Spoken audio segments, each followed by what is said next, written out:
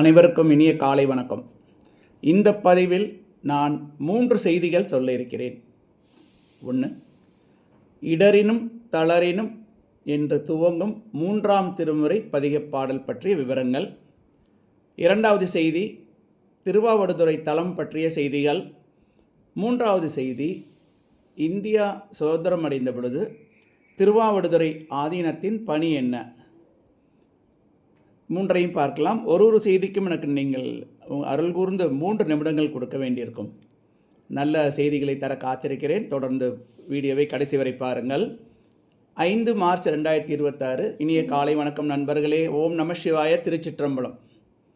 இப்போ நான் ஒரு இடத்த பற்றி சொல்கிறேங்க. கோமுக்தி நகர், அரசவனம், முக்தி சேத்திரம், கோகழி, சிவபுரம், பிரம்மபுரம், அகத்தியபுரம், தருமநகர், கஜாரண்யம், நந்திநகர், இதெல்லாம் என்னங்க இன்றைக்கி இருக்கிற திருவாவடுதுறையினுடைய மற்ற பெயர்கள். இந்த மாதிரி இந்த வேறு பெயர்களில் நம்ம திருவாவடுதுறை பற்றி சொல்கிறோம். மயிலாடுதுறை கும்பகோணம் சாலையில் சென்று இந்த தலத்தை அடையலாம். இறைவி பசு வடிவில் வழிபட்ட பதி, சிவனை வழிபட்ட பதி. இந்த தலத்துடைய விசேஷங்கள் என்ன? 1. திருஞான சம்பந்தர் தன் தந்தையின் வேள்விக்காக இறைவனிடம் பொற்கிழி பெற்றது. 2. சுந்தரர் உடற்பணி தீர பிரார்த்தித்தது. 3. திருவிடைமருதூரின் பரிவார தலங்களும் மந்தி தலமாக விளங்குவது. 4. தேவர்கள் படர் அரசு ஆக விளங்க அதன் கீழ் இறைவன் எழுந்தருளியது. 5. திருமூலர் தங்கியிருந்து தவம் செய்து திருமந்திரம் அருளியது. 6. போகசித்தருடைய மாணவராகிய திருமாளிகை தேவர் பல அற்புதங்களை நிகழ்த்தியது. 7. சேரமான் பெருமான் நாயனார் வழிபட்டது. 8. தர்மதேவதை இறைவனை வழிபட்டு அவருக்கு வாகனம் ஆகும் பேறு பெற்றது. இங்குள்ள நந்தி மிக பெரியது. ஆடுதுறை, திருவாவடுதுறை, + ஆடுதுறை, பசுக்கள் நிறைந்துள்ள காவிரி கரையில் உள்ள ஒரு ஊராகும் இது. இறைவன் மாசிலாமணி ஈஸ்வரர், கோமுக்தீஸ்வரர் என்றும் அழைக்கப்படுகிறார். இறைவி ஒப்பிலாமுலையம்மை, கோமுக்தீஸ்வரர் மனைவி. தலமரம் படர் அரசு. தீர்த்தம் கோமுக்தி தீர்த்தம். இப்போ அந்த நம்ம பாட்டுக்கு வந்துடலாம்.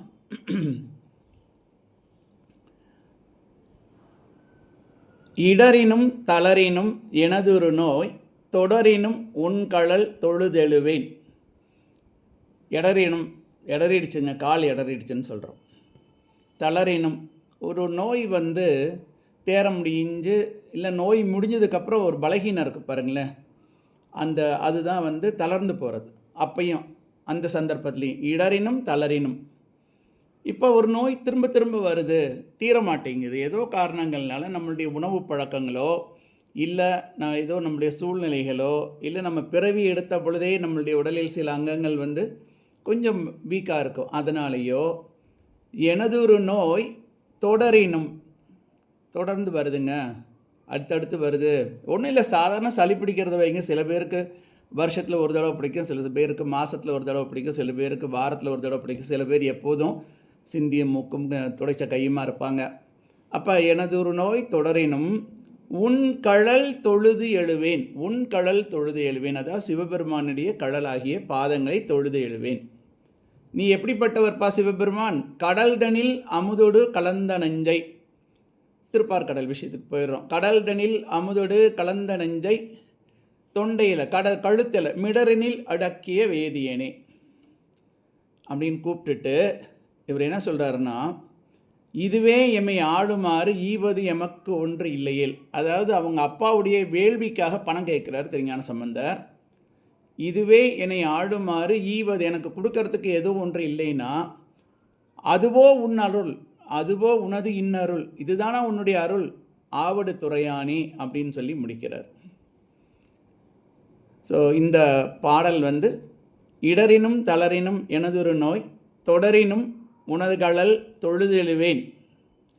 கடல்தனில் அமுதோடு கலந்த நஞ்சை மிடரினில் அடக்கிய வேதியனே. 4 வரி. 5வது வரியும் 6வது வரியும் கொஞ்சம் பெருசாக இருக்கும். இதுவோ எமை ஆளுமாறு ஈவது ஒன்று எமக்கு இல்லையேல், நீ கொடுக்கறதுக்கு நீ எனக்கு கொடுக்கறதுக்காக ஒன்றும் இல்லைன்னா அதுவோ உனது இன்னருள், இதுதானா உன்னுடைய இன்னருள் அப்படின்னு சலிச்சுக்கிறார். அதுவோ உனது இன்னருள் ஆவடு துறை அரணே அப்படி முடிக்கிறாங்க.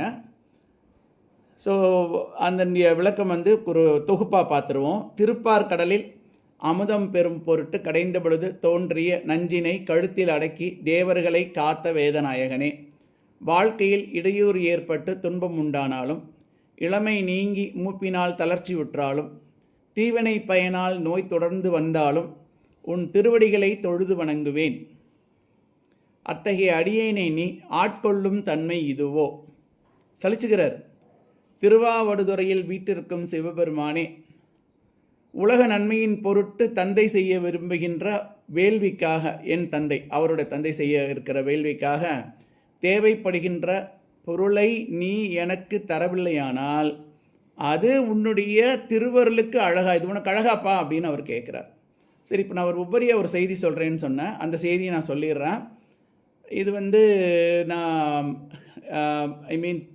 புத்தகங்கள் அப்புறம் மற்ற இடங்கள்லேருந்து எடுத்தது தான். இந்தியா சுதந்திரம் அடையும் நாள் நெருங்கிய பொழுது மவுண்ட் பேட்டன் பிரபு பண்டித ஜவஹர்லால் நேருவிடம் ஒரு கேள்வியை கேட்டார். பிரிட்டிஷாரிடமிருந்து இந்தியர்களுக்கு ஆட்சியை கைமாற்றி அழிப்பதை குறிக்கும் விதமாக என்ன செய்யலாம் அப்படின்னு கேட்குறார். நேரு ராஜாஜி கிட்ட கேட்குறார் உதவி. நேரு ராஜாஜியின் உதவியை நாடினார். ராஜாஜி என்ன பண்ணுறாரு, சோழ மன்னர்கள் தங்கள் ஆட்சியை உயர் குருமார்களின் ஆசையுடன் ஒரு மன்னனிடமிருந்து மற்றொரு மன்னனுக்கு மாற்றிய வழிமுறையை அடையாளம் கண்டு கொண்டு அதன் வழியாக ஒரு செங்கோலை அடையாளம் கண்டு அதை கொடுக்கலாம் அப்படின்னு ஒரு முடிவு பண்ணுறாங்க. ராஜாஜி அவர்கள் தஞ்சாவூரில் உள்ள திருவாவடுதுறை ஆதீனத்தை அணுகினார். ஆதீனகர்த்தர் உடனடியாக 5 அடி நீளத்தில் செங்கோல் தயாரிக்க உத்தரவிட்டார். ஆகஸ்ட் 14ஆம் தேதியன்று 3 பேர் செங்கோலை எடுத்துக்கொண்டு பிரத்யேகமான விமானத்தில் சென்றார்கள். அதில் நாதஸ்வர வித்வான் ராஜரத்னம் பிள்ளை, ஒரு ஓதுவார், ஆதீன தலைவர்கள் எல்லாம் இருந்தாங்க. மடாதிபதி மவுண்ட் பேட்டன் பிரபுவிடம் கொடுத்து பின்பு அவரே வாங்கி கொண்டார். பிறகு நேருவிடம் கொடுப்பதற்காக அந்த செங்கோல் அவரது இல்லத்திற்கு எடுத்து செல்லப்பட்டது. அப்போ ஒரு தேவார பாடலும் பாடியிருக்காங்க. அதனால் தேவார பாடல் ஆட்சியாளர்கள் இருக்கும் இடத்திலும் ஒலித்து கொண்டிருந்தது என்ற செய்தி தெரிகிறது. இதில் ஆதீனத்தின் பங்கு தெரிகிறது, திருவாவடுதுறை ஆதீனத்தின் பங்கு தெரியுது. அவங்களுக்கு ஏதாவது ஒரு சந்தேகம் வரப்போ என்ன செய்யலாம்னா, எங்கே வராங்க, திரும்ப இங்கே தான் வராங்க, நம்மகிட்ட தான் வராங்க அப்படிங்கிற ஒரு அற்புதமான செய்தியை சொல்லி இதுவரை கேட்ட அன்பர்களுக்கு என்னுடைய நன்றியை கோரி விடைபெறுகிறேன். வணக்கம்.